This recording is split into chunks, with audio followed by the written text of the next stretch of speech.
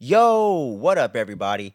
I'm your host, Will. This is Phantom Frequency, where we always dive into the entire world of pop culture, no matter what it is. We'll talk about it around here, except for reality shows. We don't really fuck with that.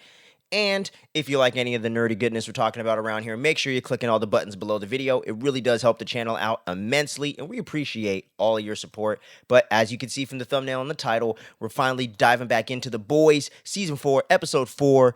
Just dropped this past Thursday, and man, what a hell of an episode. This thing was incredible, man. Shocking, really deep on characters and stuff like that. Finding out information about characters we didn't know before, such as Starlight and Huey actually agreeing to and getting an abortion done 6 months prior to where this season picks up and everything like that. And Firecracker being the one to use her truth bomb show to expose that to the world and make her look bad to certain segments of the country and all that, since she's trying to deal with the president and the Senate, my bad, into passing a bill to get Vought out of the military and out of certain corporate dealings that they've had in order to expand their corruption and their power. They're trying to outlaw that in order to crumble them from within and be able to take them down. And when they figure out a way to kill Homelander, Vought will be extinguished once and for all. And that's kind of the hope of what they're going for. But since all this information gets leaked out about Starlight and all that stuff, obviously it's going to be very polarizing to certain segments of the country, depending on where they politically or morally or religiously stand when it comes to abortion. Because as y'all know, no matter if you're a man or woman, this is a very taboo subject and always has been for a very, very long time. And especially today with, women's rights and this whole thing of her body, her choice, and this whole big debate that's been going on the last several years since some of these states started to overturn these things and made abortion illegal. You know what I'm saying? Death penalties in some places. So this is a very topical thing that they're covering in the show, and I appreciate them for that. But I think that's ultimately why you're going to see some of those angry YouTube channels, woke dumpster fire. Literally saw a video with that caption in that title and thumbnail. Literally the thumbnail. You know what I'm saying? And I guarantee you, it's just because they don't agree with the show politically. And it's not even that I agree 100% with the show politically or anything like that. I don't claim to one side or the other myself personally. I always find myself more in the middle because I see merit to both sides in certain things, but I don't agree with certain things either. I think just being a human being and just being normal.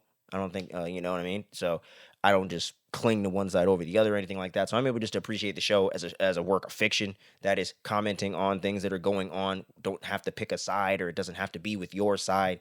They're just making a statement and drawing a thing to it. And it doesn't matter because your opinion can still be your opinion and valid, and you don't have to worry about it with the show. So that's just me personally. But yeah, this season has become very polarizing for the fans. But for me, I had a blast with this episode. Episode 4 to me did a lot of great things. Just diving right into it, not necessarily in order, but just getting into this recap portion. And I just wanted to just jump right in with Frenchie admitting that he was the one that killed that one dude's parents that he's been dealing with recently. That was a big moment where the dude literally almost choked him to death and said, like, if I ever see you again, I'm gonna fucking kill you. So that whole relationship getting severed right there, and Frenchie finally giving into his guilt and admitting what he did and all that stuff, and just the crazy coincidence of how he ended up meeting someone in the Starlighters community or whatever in that group, and ended up, getting in a relationship with him, and ended up being that person since he is older than this guy.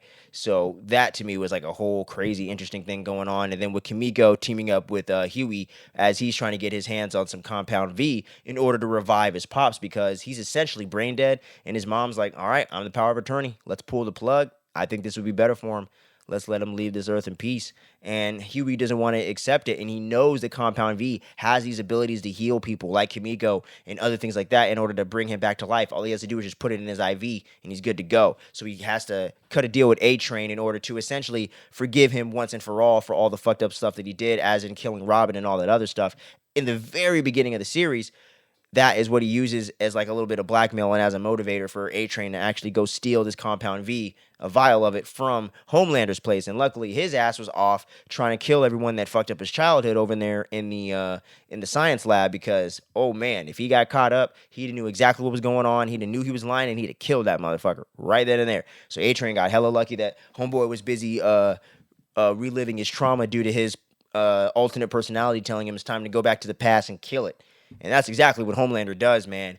Holy shit. This guy murders everyone, but just the way that he's slowly doing it and bringing up these memories and these traumatic events from his childhood that they caused or they did, or these things that they did to hurt him, and the way that he's bringing it back around and killing them, doing the same stuff that they ridiculed or fucked him up doing. And I think that was just so brilliant for the show because not that going around killing people is cool, obviously, duh, but him going to get revenge on these fools and them getting their comeuppance, you do kind of root for him on that because he didn't deserve anything they did to him as a kid. He didn't do anything to anybody. He was just born, didn't ask to be on this earth, and they made him an experiment. So just like the rest of us, how no one asked to be here, you just happen to be here because two people met, fucked, and then made you. It doesn't mean that you want to be here. And he even killed his own mother coming out the womb, I believe. So that's the whole crazy element of it as well. So that's just the whole mind-blowing element and just the crazy fucked up nature of Homelander as a character and everything just building into that. To me, with this episode, is just phenomenal. Anthony Starr better get a fucking Emmy for this series before it's over, or the Emmys need to go fucking find a whole new staff of people to vote on this shit because this shit is ridiculous. This is one of the best performances on TV I've ever seen, ever. Anthony Starr as Homelander. This shit is next level. Everyone's been saying this for the past 4 seasons, but it just gets better every season. He finds new elements, the way that they write in these alternate personalities and these more fucked up things for him to be doing as you dive deeper into his past while you dive deeper into his fucked up psyche is brilliant. Him meeting his father in the last season, him having to try to repair his relationship with his son in this season, and him coming to terms with having a son and having this illegitimate baby mama over here, essentially, that's the same woman that Butcher was in love with that we got to find out in season 2, or the end of season 1 into season 2. Brilliant stuff, and we got to explore all of that, the death of Becca, everything. So the way that they've been able to build this up the entire time in Homelander as a character, it's almost like his show in a certain sense, even though Huey's kind of our main protagonist going into this thing and kind of our eye line for us getting into the series, into this world of the boys.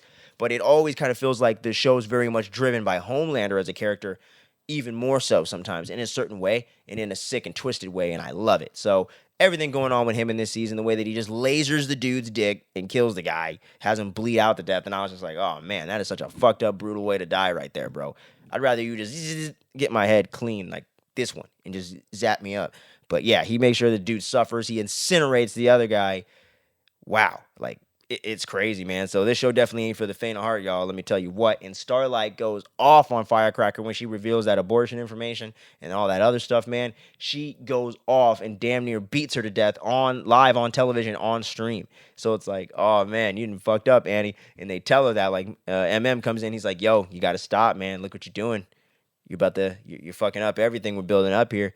And it's too late. She already went off and went ham, and they knew exactly what they were doing with that. So that to me was just so brilliant. And with her getting confronted by Butcher and them and getting blackmailed and then completely flipping the script on him and then getting her shit out there and then making her look bad. I was just like, holy shit, man. Like, Sister Sage is playing three-dimensional chess with these fools, using Firecracker, Annie, Homelander, and all these people to do this. And I don't know ultimately what her end goal is, but I can't wait to see what it is. Because Sister Sage has some kind of motivation or some kind of thing to gain from this situation. You would have to imagine, right? So I can't wait to see what that is, and I can't wait to see what her end game and what her goal is of this, or if she makes it past the end of the season, because shit is getting real, and it's really getting interesting to see the way that she's manipulating all these pieces into that, and she's over here fucking the Deep over there, and this whole thing with her cerebral cortex or whatever the fuck, in order to make her kind of dumber for a second, in order to have her be normal, because she's always kind of getting smarter and smarter as time goes on. I found that very interesting too. So a lot of really great stuff going on in this episode, man, I gotta say. And everything going on with Butcher as a character has been great. He's just so layered and vulnerable in this season, especially. It's really weird seeing him seeing Carla Urban play this character in this light, but it's really awesome because he gets to go back into Butcher mode and just talk mad shit to people and get in fights and get into these crazy-ass scenarios and blackmailing people and calling people twats and stuff. So it's amazing getting to see Carl Urban do his thing, and I think he's been phenomenal in the show as well. And I would say if you're not going to give Anthony Starr an Emmy, you better give Carl Urban one, because those guys, this is their best work of their careers, bar none. I've seen Carl Urban in a good amount of stuff. Always been a great performer. Dread, Bones, whatever. But this is his thing, and I think Butcher is just an amazing character, and they're doing a lot of great stuff with him. I wonder if he's going to make it, because he got a ticking time bomb. He is dying as we speak with every episode, every passing day. He is definitely slowly dying, slowly but surely dying. So it's going to be interesting to see if he makes it past this season and makes it to the final season, because we know season 5 is the last one. So I'm very just can't wait to see what happens with that and through the rest of the season. But yeah, man, I think that covers a lot of the biggest details of this episode for sure. And then with Huey giving his dad, and maybe his mom, I don't know if it was him or what, but I think his mom put the compound V in her dad's IV, in his dad's IV. And I don't know how she knew he had it. I don't know if Huey did it and didn't realize it or kind of changed his mind. I don't know. I was kind of a little bit unsure what happened there. So I'm definitely kind of lingering on that question. And y'all let me know in the comments if it's more definitive and I just wasn't reading the situation correctly. But I couldn't quite tell if his mom or if Huey put the compound V in the IV. I don't know. But yeah, so that was a really, really crazy thing too. And I wonder where that's going to go because people tend to get kind of zombified if that happens. When they have the compound V, where they don't necessarily die completely, but they kind of become into more of a vegetative state and lose a lot more of their higher brain function. So it will be interesting to see how they're going to play that with Simon Pegg's character in this show and in this, since they're adapting it from the comic and not doing everything verbatim, as we can see clearly with Soldier Boy and many other elements of the show. Victoria Newman, all that stuff. So I'm really, really curious to see where things go. But I want to hear from y'all down in the comments below. What did you think about this latest episode of The Boys?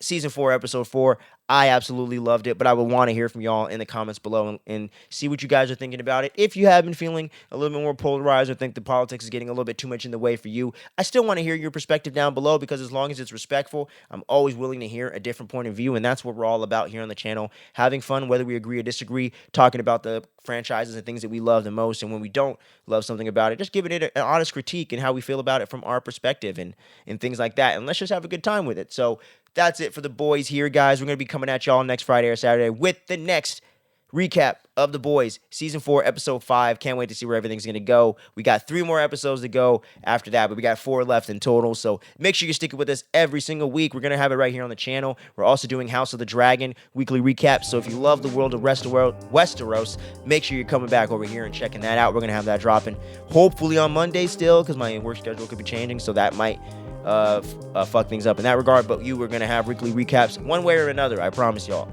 But yeah, so that's it for the channel, and we got X-Men reviews coming. Don't you be sleeping on that. So make sure you stay tuned, don't sleep, and we're gonna catch you on the next video, y'all.